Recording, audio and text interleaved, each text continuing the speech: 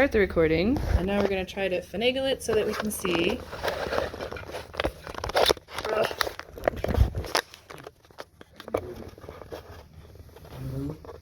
Bamboo. I want to try the noodles, the soba noodles that go out the bamboo noodles.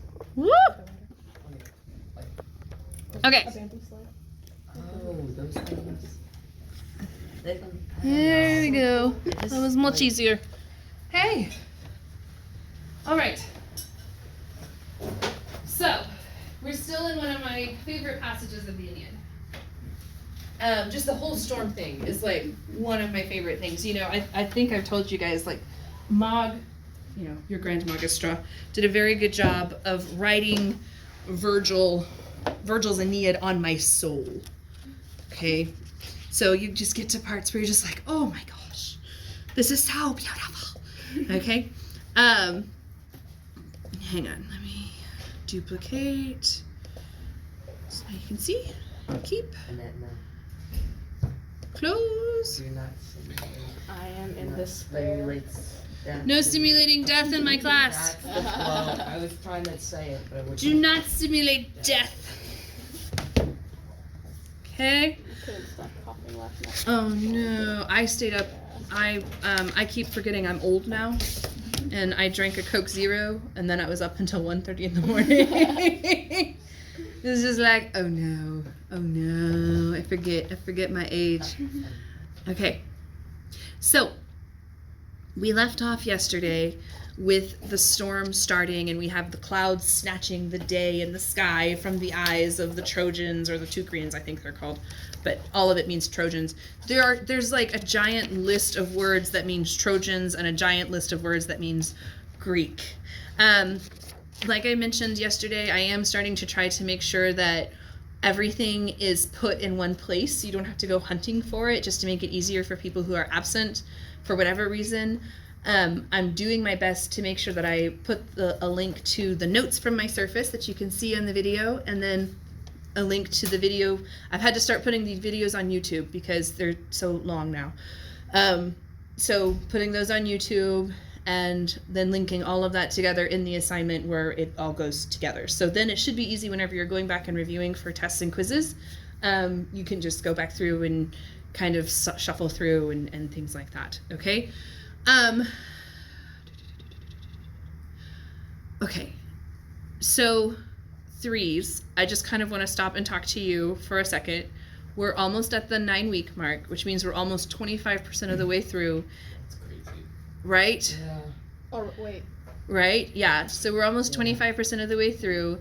If you feel like you know nothing, that's okay. That is the life of a 3. That is the unfortunate, beastly circumstance of having Latin 3s and Latin 4s in the same class. Okay? And also being on an AP schedule. All right? So remember, the breaks that you guys get as 3s is you have your own separate curve, separate from the 4s. Yes? Okay? So whenever you take tests and quizzes and things like that, I curve it separately. And different things like that. You have permission on your essays to use dictionaries, translations. Even if I don't put it on there, you have permission to use dictionaries, translations. The 4s do not. Okay, at this point, I need to see what you can do if you're an AP.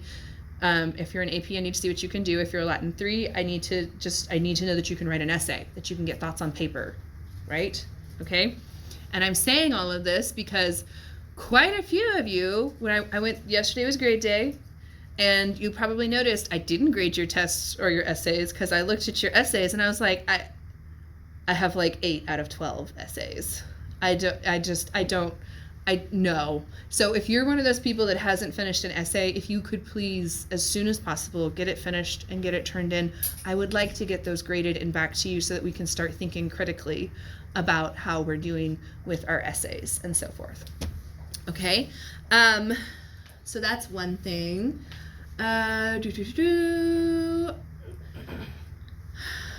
Be looking for more things under discussions. Like this particular book has really fabulous just food for thought questions that would make really, really good just thinking questions.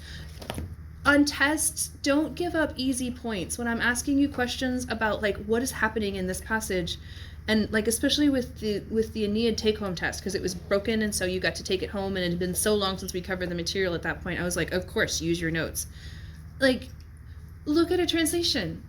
If you feel like it's cheating, put the test down, go read the translation, and then come back. Like one of the questions was, what does Juno offer Iolaus? A wife and pretty babies. That's it. That's all. That's the answer. 2 points. Done.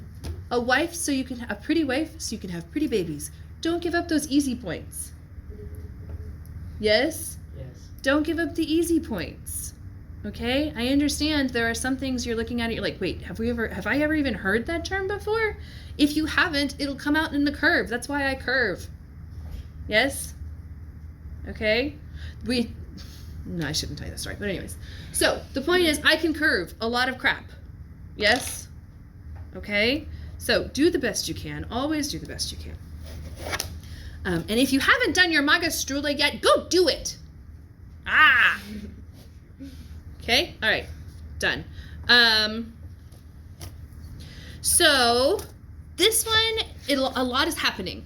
Like, a lot of really violent things are happening. And Fast Talker did a pretty good job with doing, with pointing things out. But I wanted to point out a couple of rhetorical devices. Like we have Saxa right here.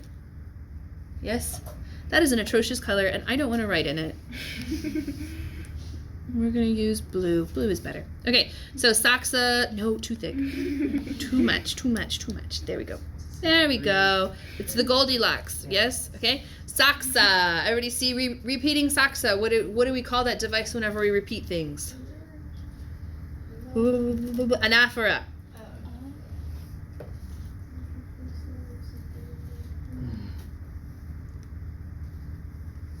Okay. All right, anaphora. It's the repeat of Saxa. And then we have another one right underneath it. Wait, where was it? No, that's later. We have 3 anaphora in this particular passage. Okay. All right, another thing that I want to make sure you understand is that Kwai, he got really confused about where to put this Kwai. And I don't know why. But Kwai is referring to Saxa. Okay, so this is basically, and this is an interesting little thing. So we know that this is kind of like a little aside, sort of like Virgil's pulling in his audience just to be like, hey, you know where this place is, right? Okay, so we don't know exactly what geographical feature he's talking about, but what we do know is this is a geographical feature that presumably the Romans would have known really well. Like, oh yeah, I know that place. That's a dangerous place. It'd sort of be like referencing the Great Barrier Reef for Australia.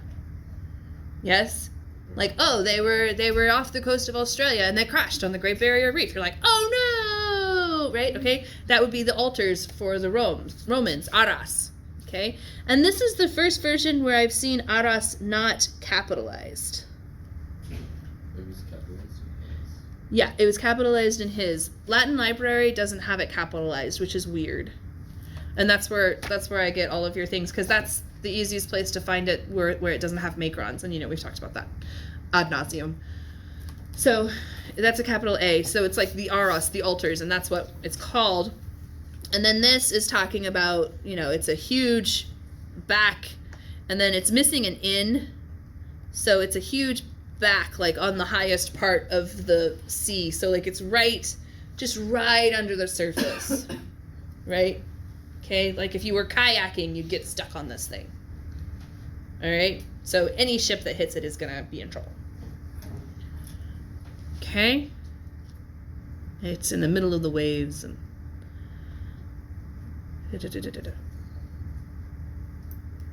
So basically what's happening is he's telling us what's happening to the fleet, right? So this is 3 ships. So 3 ships are crashed onto the hidden rocks. Oh, and then latentia, I wanted to point this out. Everybody, so this is from the verb lateo, and it is where we get the English word latent. Where are my physics people? What is latent energy?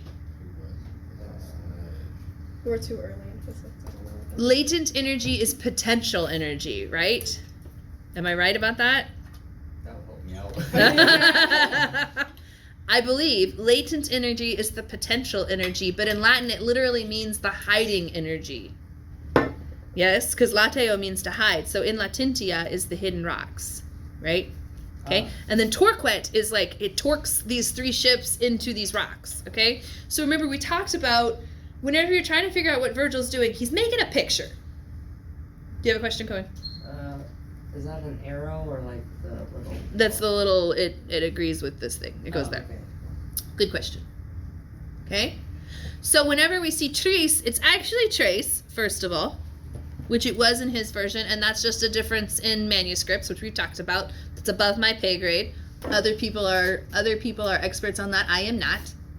And I kind of now see why people might substitute trace for trace. If you're very quickly and you don't know Latin, but you are just transferring scribbles to a page and someone writes their E's like I do where it's really closed, it could look like an I. Maybe that's what it is. I have no idea.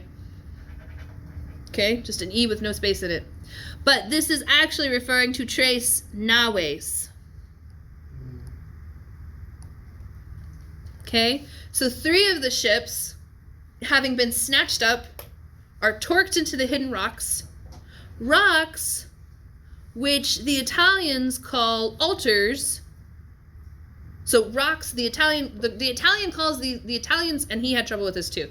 The Italians call these rocks altars, which are in the middle of the seas, in the middle of the waves. An enormous back in the highest part of the sea. Like in the highest sea, sorry. So this mare, I don't know if, I know I have not done a good enough job with neuter I stems with you guys, okay? So mare is an example of like the 3 neuter I stems that you need to know. Mare, maris, neuter. And it matters because it goes mare, maris, Marie, and then remember neuter rules, it's going to go mare. Well, then if you have mare again, they're like, well, then it'll get confusing because is it nominative, accusative, or ablative? And you finally go, thank you. Isn't that what we've been saying for all of the declensions all along? Okay, so instead we use an I box. Yeah. Okay, so it's a neuter I stem, so it has an I box right there. So then whenever we come over to the plural, it's not just Mara, it's Maria, like Anamalia, which is another one of the neuter I stems you need to know. Okay, but it goes Maria.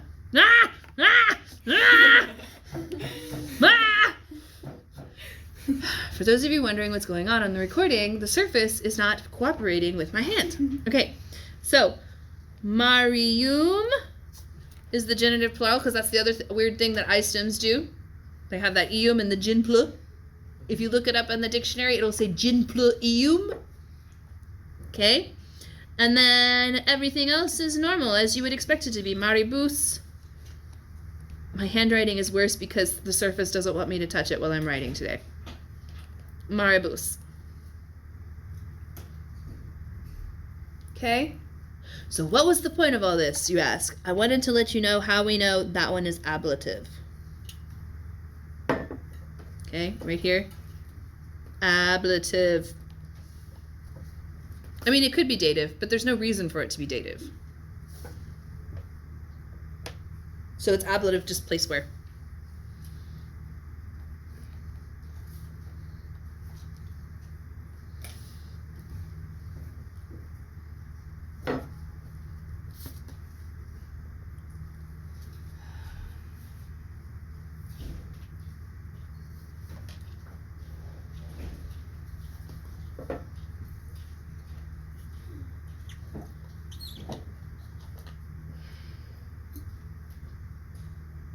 Okay. All right. And then we have another trees, which means another set of 3. It's doing it again. See, like my hand is resting over here, and then I try to write, and then it's like, oh, you want to be over there? I'm like, no. No, I don't. Look at what it did. It's being a naughty tablet. Okay, so this is trees, and again, it's another trees naves. Okay, so why doesn't he have to say naves? Because it's implied. We know, yeah, exactly. It's implied. We know he's talking about the ships. So 3 are snatched and torqued into the hidden rocks. 3, Eurus urges from the deep into the shallows. Miserabile visu. Okay, this is a good t-shirt. Miserable to see. Yes? Yes. Mog always translated it in the seeing, which is technically correct because it's an ablative. But your sister, Hannah, went into Kurtaman and she said miserable in the seeing, and one of my friends told her she was wrong. And I was like, no. But I couldn't argue because it's just like, it just, fine. So now I make sure to let you know, like, in the seeing is exactly literally what it means. Miserable in the seeing. But everybody translates it miserable to see. Okay? But this is a supine, and it's just kind of where we take this verb and we say, poof, you're a noun now. Right? That's it. It's just poof, magic. Okay, so he already marked it as a supine, but I really want to emphasize supine. I will explain more about supines tomorrow. Today I do not have the strength. Which sounds strange, but it's true. No.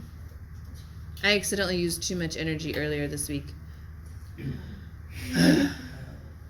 No, but yeah. Okay. So 3 of them, and then so he takes them from the deep into the shallows, and he sticks them, and they stick with a mound of sand, so like they're stuck, they're beached now. So all of this is a fancy way of saying he beaches 3 ships. Yes. Okay, so Eurus.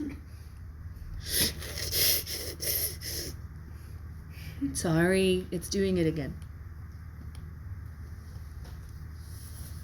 Okay. So that's 6. Are we keeping count? Yes? So 3 of them have been crashed on the rocks. 3 of them have been beached on the sand with a mound of sand. Agara. Okay, for every fossa you have an ager, like an ager, right? Okay. And then unam, again, meaning nawim. And this one's really sad. Remember I was talking yesterday about, all of the ships, all of the movies where a storm is about to come and you're about to lose people that are precious to the main character, and they take like 3 minutes to set up that, and they're tossing back jokes and they're laughing, ah ha ha, your mother could sail faster than that, your mother's dead, right? Okay, things like, those jokes back and forth, and it establishes that these people are friends and they're comfortable with each other and they've known each other and they've been through a lot, and they establish this relationship in 3 minutes, and then in the next 5 minutes they kill someone. So that you as the audience understand, this is heartbreaking. You've been dropped into this story for 5 minutes, but you already understand this person is dying and it's sad. Not that people dying isn't always sad, but it's extra sad because he knew these people. Okay? What? We're all gonna die! Wait, does Nahum have a dash, or sorry, the Macron? Yeah, Macron. Nope. No? M does not have a macron. It is not long by nature. It can be long by position, but it is not long by nature. Okay? So this one is sad. It's carrying the Lycians and faithful Orontes. And before his very eyes, they die. A huge sea from the top strikes onto the ship in Pupa. So Unam comes all the way down to here. He strikes against the ship until Orontes is gone. He's like, no!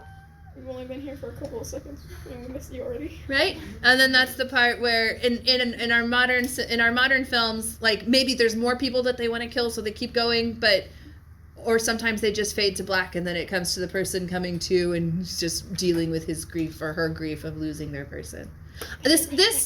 So maybe it's because I was doing, when I was a young lass, doing Virgil at about your age, That's whenever the Pirates of the Caribbean movies had just come out. Oh, yikes. Oh, Right? I've So never they seen that. so then like the Pirates of the Caribbean movie, we might have to have like a special extra credit, come and watch Pirates of the Caribbean and see if you can after school, and come and see like the just watch the ship fighting scenes and like the storm scenes, and like how much of this is captured by Virgil, how much I can tell when special effects people and when screenwriters have read Latin and have taken Latin and know Latin very well. I can tell from the way they turn a phrase, from the way they do a certain scene, like a certain shot. I'm like, oh my god, that looks like Virgil, right? Because Virgil is so good at making word pictures in your brain. Yes? Okay? And in case you're wondering, like, why do I care? Why am I trying? Why am I doing extra work that Magistra tells me that I have to do? Because I want you to get the word picture. I want you to have the opportunity to have what I have, which is Virgil written on my very soul, and he's with me every day. And that's actually the reason why I became a Latin teacher. I couldn't imagine my life without Virgil's Aeneid. Yeah. Which is why I resent Caesar to the ends of the earth. Okay. So There's a lot going on YouTube. ah! It's okay. They understand. It can go, AP people, I don't think Caesar is a good pairing with Virgil. That's just my 2 cents. Anyways. Okay. So, he just watched all of the Lycians and faithful Orontes, but Fidum, right here. So, what I was just saying, that whole scene where we were describing, like, aha, your mother can sail faster, that whole scene, Virgil establishes that relationship in one single word. And that is Fidum. Okay? I'm going to circle it. Okay? Fidum, faithful, lets us know that he knows Orontes. He can count on Orontes. He has a close relationship with Orontes. Okay? So one word is all it takes for Virgil to establish this is one of Aeneas's friends. And the fact that he's going down right now is heartbreaking. Okay. Oh, there's Magister. I was looking for that earlier. So, and then and then this is just kind of another really interesting. So back to our general ship movies, whenever think about the Titanic, as it's going down, it zooms out and we see people falling. Yes? Okay, well, we have right here, Magister pronus quae excutitur volvitur in caput. Long story short, he's falling out of the ship and going head over heels. Yes? That's what that means. Okay? Ast ilam. But that one ship, okay, presumably the one that still has Orontes, okay, in the same place, Ibidim, I have a story about that to tell you. Remind me to tell you later. Okay? Same place. Okay? 3 times a wave driving it around torques that one. And then a rapid vortex devours it. Now, I have a question for you guys, because you should be at a level where you can choose this. Fast Talker translated it with the sea. Far thinks we should translate it in the sea. What do you guys think? Okay. And a rapid vortex devours it, ablative sea. With the sea. You think with the sea? So you're going ablative of means. Okay, so Cohen thinks ablative of means. Let's take a vote. Okay, ablative place where? As if the sea isn't a big thing, it's just tiny to this vortex. Like if the sea is also being devoured. Yeah. Yeah, so Ellie, are you going place ablative of means or place where? Means? Anyone else? Yeah, I like that too. You like means with the sea?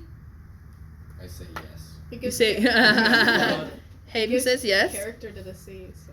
It does give character to the sea, so you like with the sea? Okay, Sienna, what do you think? You could just say yes, it's fine. Yes. You can say yes. It's okay to say yes. Here's my thing. I've always translated it in the sea. I mean, that makes more sense, but Yeah, This he is the devours other- it the in other the one sea. sounds cooler.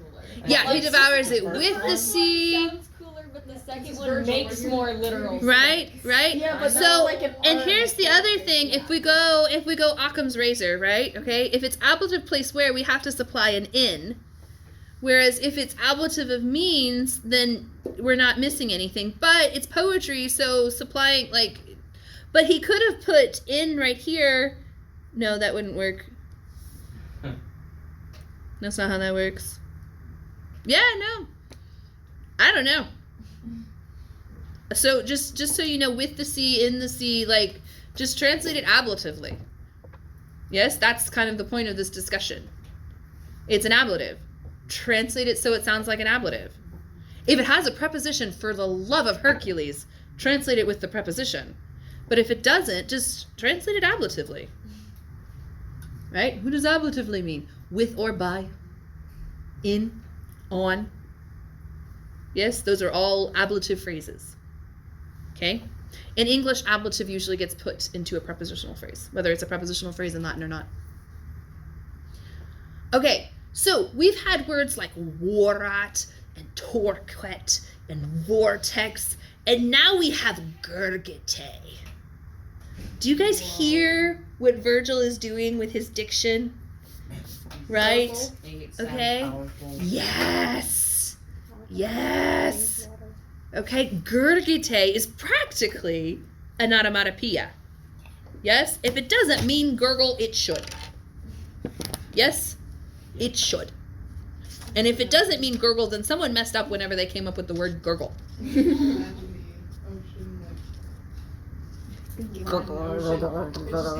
Well, this is the part where it's kind of starting to it's not that it's slowing down, it's that we're kind of coming to like the aftermath of the destruction.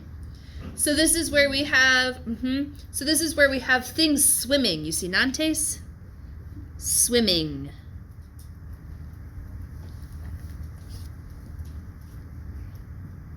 Okay. Making sure I've got all of my words. So, rari means scattered.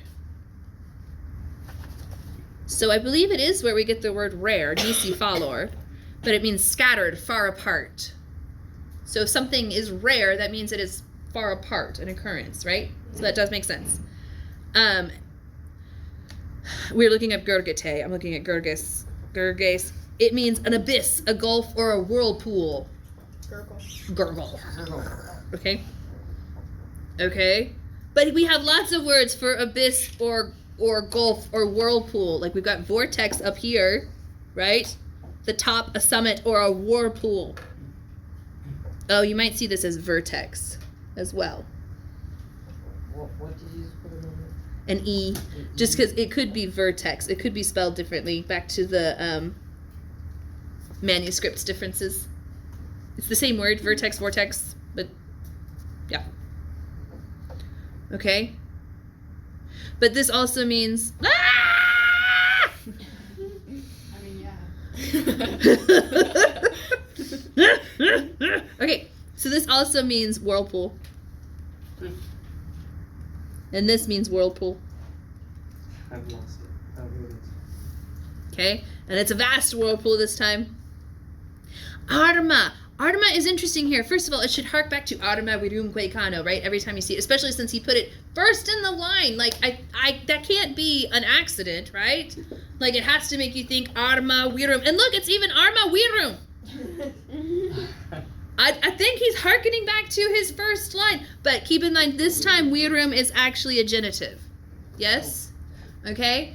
And the arma in this case, according to your footnote, it's the weapons that would float. Leather, shields. Like, clearly the swords are not going to be floating in a vortex. Okay? They've sunk. Okay? They don't go swimming. They go sinking. Okay? But this is interesting because Nantes, and it's scattered, right? So all of these things scattered, swimming in the vast whirlpool are the weapons and the tabulae, which are I've got things in front of me. The planks. Okay, so like this is the leftover from a shipwreck, and Trojan, booty, Gaza, treasure, wealth.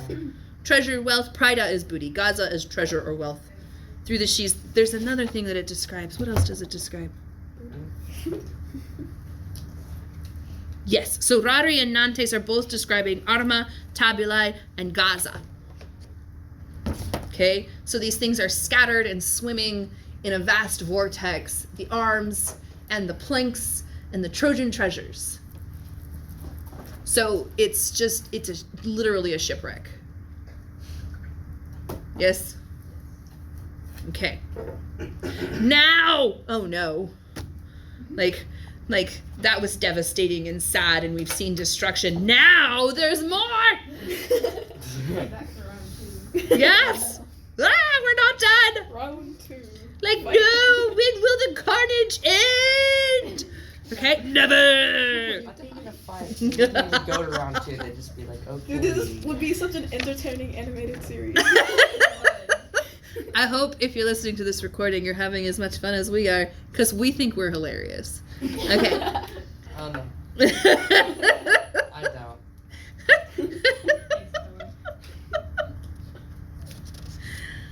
Okay, Walidam. Yes, we're on the next page. Okay, so Walidam means strong, stout, mighty. So now that strong ship of Ilionis, now of brave Achates, okay, and those by which, so this is still referring to, like, this is a Nawe, and this is a Nawe, but we have Yam, Etqua, everybody see Anaphora, and it's like you're telling the story, now the strong ship of Ilionis, now of brave Achates, and by which Abbas has been carried, and by which Grandfather Aletes has been carried, but everybody here, now, and by which, and it's just, ah! Okay, and then we have enjambment, like, what is happening? Yes, there's a victus est right here, victus est, but we've left out the est, so it's practically not even really a verb anymore.